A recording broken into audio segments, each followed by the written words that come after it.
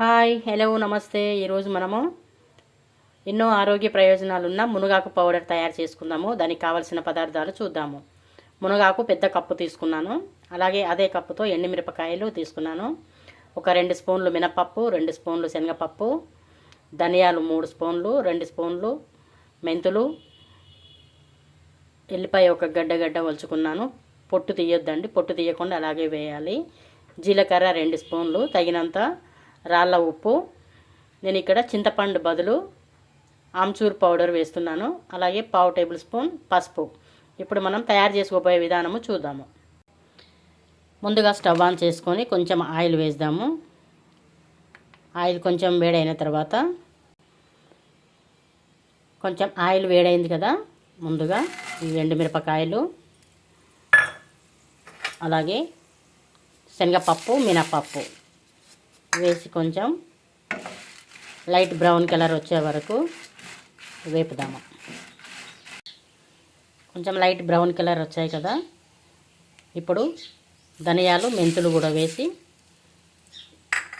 ఇవి కూడా మంచిగా బ్రౌన్ కలర్ వచ్చే వరకు ఇలాగే వేపుదాము. ఇప్పుడు పప్పులు, ఎండుమిర్చి కూడా మంచిగా వేగినాయి.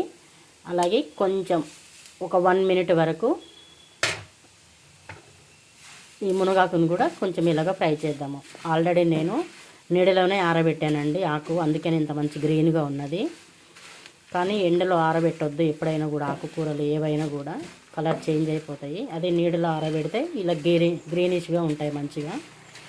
ఇలా ఒక 1 మినిట్ ఫ్రై చేసుకున్న తర్వాత స్టవ్ ఆఫ్ చేసేద్దాము. ఇలా వేగింది కదా, ఇంకా సరిపోతుందండి. ఇంకా ఎక్కువగా వేగితే మళ్ళీ ఆకు బ్లాక్ అవుతుంది, అంత టేస్ట్ కూడా అనిపించదు, కలర్ కూడా చేంజ్ అయిపోతుంది.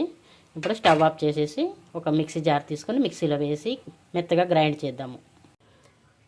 ఇలా మిక్సీ జార్లో వేసాం కదా, ఇప్పుడు ఆమ్చూర్ పౌడర్, పసుపు, జీలకర్ర, ఎల్లిపాయలు,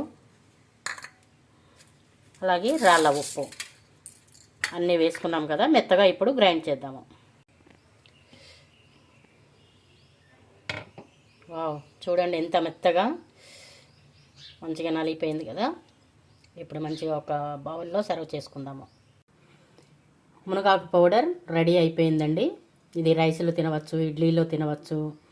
చాలా బాగుంటుందండి వేడివేడి అన్నంలో నెయ్యి వేసుకు తింటే. అలాగే హెల్త్కి కూడా చాలా మంచిది.